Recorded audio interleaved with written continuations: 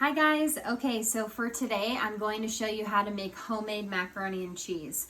You guys can follow this recipe if you'd like for your dairy lab, or you can make something that is dairy related. We know that in our last couple weeks we've talked about dairy in depth, so you can make anything that has cheese, butter, sour cream, a cultured dairy product that would be yogurt, buttermilk, anything like that. So this lab is really very broad and you guys can pick anything. But if you're in class with me, we'd be making homemade macaroni and cheese just like I'm going to do today. And you can spice it up by adding different types of ingredients: bacon, jalapenos, Cheetos, hot Cheetos to it. Some students have done. So be creative at home. This is cooking. This isn't baking. So you can throw a couple of things in there and spice it up the way you like it. So the first thing I have done is I got my water going on the stove here. I brought it up into a large pot. You don't want to do it in too small of a pot because we know that pasta expands when it cooks. Also too, I made sure that I salted my water really well. A lot of people get misled on what salt does in the water. Salt doesn't help it from sticking together. Salt helps season the pasta. This is the only time you can actually season your noodles. And once the noodles come out, you can season them on top, but that seasoning can fall off. The salt actually penetrates the noodles inside of the water and it's going to season them. That's why you put quite a bit of salt in your water. You want it to taste like the ocean, is what I always heard from my teachers at school. So make sure that you're heavy-handed with the salt when you do salt your water for when you're cooking pasta. And this goes at any time, not just right now. Anytime you're going to be cooking pasta. To help it not stick, sometimes you can add a little bit of oil to your water. That'll help once the pasta does come out and you strain it. That'll help it from not sticking. But the salt has nothing to do with that. It's just the seasoning aspect of it. So since this is going to take about 7 minutes, I want to make it till it's a little bit al dente, which al dente means almost done. So it has a little bit of a bite to it still. I'm only going to cook it for 7 minutes. On the package, it'll say about 9 minutes, but I'm just going to cook it for 7 minutes and then I'm going to strain it. I'm not going to rinse it. I want the pasta to still stay hot because it needs to be able to melt all that cheese and everything that I'm going to put in with it. So I'm going to put my pasta right into my nice, look at that rapid boil I got going on there. So I'm going to put in about a little less than 2 cups there. And I can give it a little generous stir, but I don't need to do much with it. Do not put the lid on it when you're boiling pasta. You want to keep the lid off of it because if you put the lid on, it'll trap inside and it'll start to bubble up. You want to keep it uncovered. And I'm going to set my timer for 7 minutes and then I will be on my way to making my cheese sauce. So there that goes. So let's come over here and we're going to measure out our ingredients for our cheese sauce. So first thing I'm going to do is I'm going to measure out my butter. So remember we talked about butter coming in a pound increments. This is 1 stick of butter, so this is 4 ounces. See here, it's labeled for your convenience in tablespoons. And I know that I need 3 tablespoons. So I'm going to cut right here at the 3, after the 3 mark. So I have 3 tablespoons. And then I'll set that aside. Now I need to measure out my flour. I need 1/4 cup of flour, and this is going to be for my roux that I'm going to be making. So I'm going to set that aside because I know that I'm going to be making that first. This is why you always want to read a recipe beforehand. So you measure out everything and also you know what's coming up next. You don't want to be reading and trying to gather everything as you go. This is called mise en place in French. That means everything in its place. So you have everything all laid out so that you can just go boom, boom, boom through the recipe and it comes out perfectly in the end. The next thing that I'm going to do is I'm going to measure out all of my seasonings that I need. So I do need a little bit of regular salt here. It does call for a teaspoon of salt, but this is where you can get a little bit of creative with your seasonings if you like it a little bit more spicy, if you want to try something other than what is on the recipe. This is where you can kind of play around. So I'm going to just do 1 teaspoon of salt. Then it calls for half a teaspoon of garlic salt. I really like garlic salt a lot, so I'm actually going to do 1 full teaspoon of garlic salt. Then it calls for onion powder right here. So this also too is a great example of dehydrated products that we talked about too. Onion powder, what they did, they dehydrated it, took out all the moisture, and then pulverized it or put it through some sort of machine that turned it into a dust, just like what we talked about with powdered cheese. But also too, spices can be the same way. And then some ground mustard, and 1/4 of a teaspoon. So I know that's less than what I need here because I have 1 teaspoon. I'm just eyeballing it with the spices. And then I like things a little bit spicy, so I'm going to use some cayenne pepper, probably about 1/4 of a teaspoon of cayenne pepper. And then I'm also going to throw in some regular ground pepper as well. And these are just all my seasonings that I'm going to have on the side here to add to my cheese sauce, but they're all already ready and mixed together, so I don't have to do that while they're on the stove and risk them burning or something like that, my cheese sauce, while I'm trying to measure this out. So I got my little seasoned mix right here. I'll set that to the side, and then I will get my other ingredients ready. So what I need is 2.5 cups of milk, but I'm going to make my macaroni and cheese even more rich, and I'm going to use just regular old whipping cream. This is a lot thicker than milk, as you can see, but it does have more fat in it, so it's going to make for a richer flavor. So I'm going to use cream instead of milk, and I'll set that aside. And then I know that I need 6 ounces of sharp cheddar cheese. Remember that there's hundreds of thousands of cheeses out there, and the sharp cheddar has more of a richer color to it. It's been aged longer, and it does have a more distinct flavor than your regular old cheddar. So I need 6 ounces. Remember, 8 ounces in a cup. So I'm going to need about 3/4 of a cup of cheese here. So I'm just grating it on my little grater. Another way that you would call this would be a box grater, since it's in a box and it has all the different size cheese things here for you.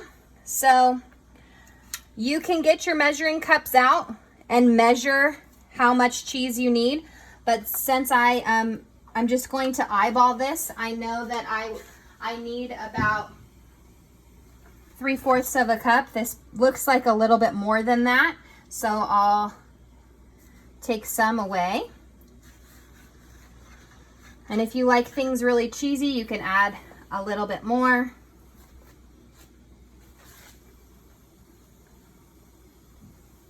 Okay, the next cheese that I'm going to also use is Parmesan cheese. I also need 6 ounces. So I need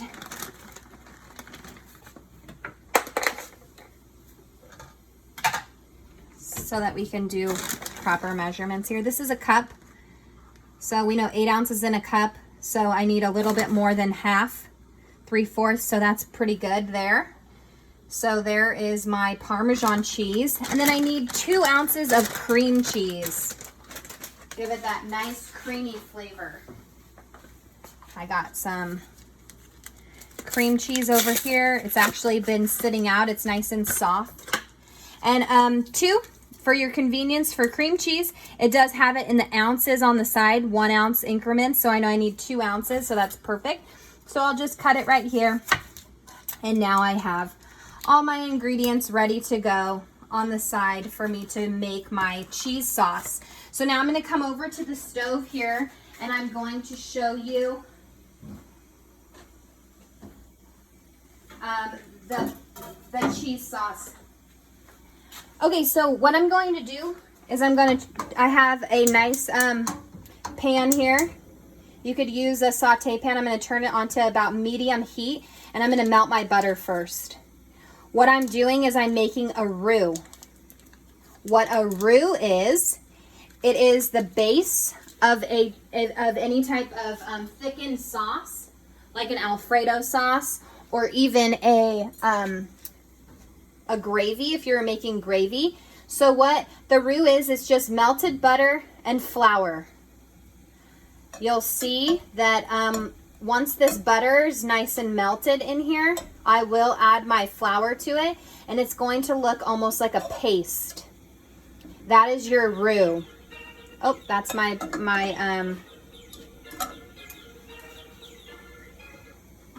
timer. Perfect timing, because I need this butter to melt anyways. So I'll let that go, and I'm gonna strain my pasta into my strainer that I already have over here in the sink.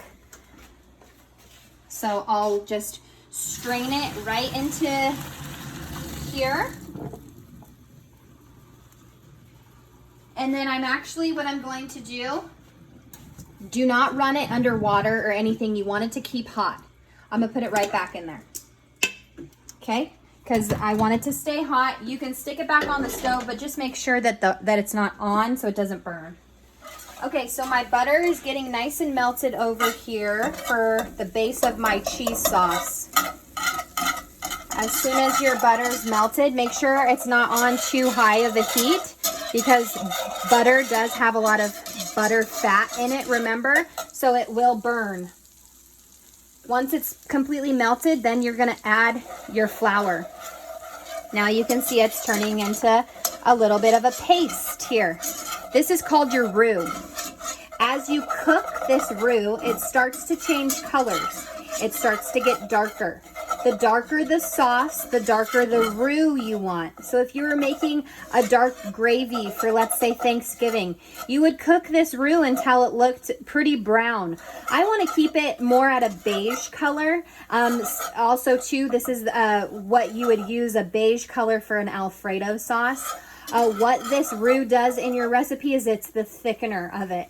So flour and butter will thicken up that sauce once you start to add everything to it. So now what I'm going to do is I'm going to add in my cream. My roux looks pretty good. It's bubbling up nicely.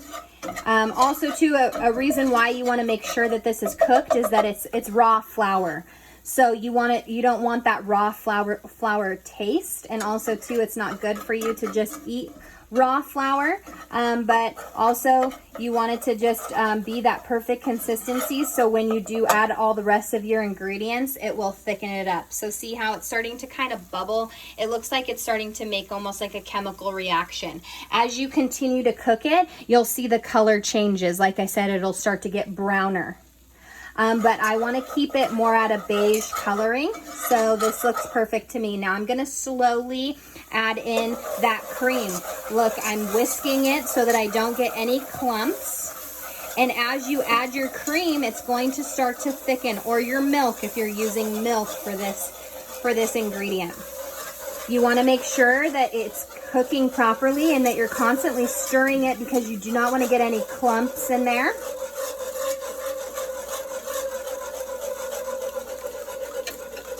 And this will be the base of your cheese sauce. So you're going to keep this on about a medium heat, making sure that you're stirring it consistently. Also, if you just let it go, you walk away, the bottom of the pan will definitely burn. If it's on too hot of a heat, you'll start to see little brown specks floating up. That means that your cream or your butter has gotten scorched and it's starting to burn at the bottom too. So don't walk away from this and leave it.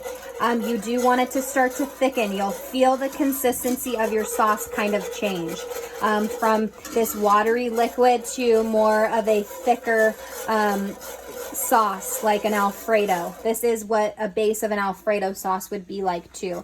And you can see it's starting to bubble all the way around here. This is exactly what I want. So as it continues to cook, I'm going to also start to add in the next part of my ingredients, which was all those seasonings that we already measured out. So I'll add those right into the mixture, get those nice and incorporated in there.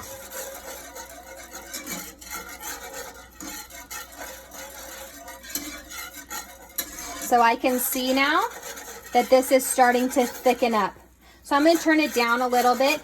If for some reason your sauce gets really thick, you can add more milk to it or more cream to it to thin it out. So now you can see that it's starting to look more like a sauce, a cheese sauce. It's not looking like liquid anymore. It's changing the consistency completely. So now what I'm going to do is I'm going to start to add my cheese. And you want to do this in increments so that it melts properly. If you were to just add too much at one time, it could just clump up on you. So now this is looking really good. As soon as this cheese is pretty much melted, I'm going to turn my heat off because I don't want it to get too thick. Now the last thing is to add in my cream cheese, and you can kind of break it up too so it's not into some huge clumps so that you make sure that it melts nice in there. These aren't the only cheeses you can use. Gruyere cheese, a Swiss cheese, mild cheddar, whatever you have. You don't have to use these cheeses, but the stronger flavored cheeses will definitely give you a better flavor outcome.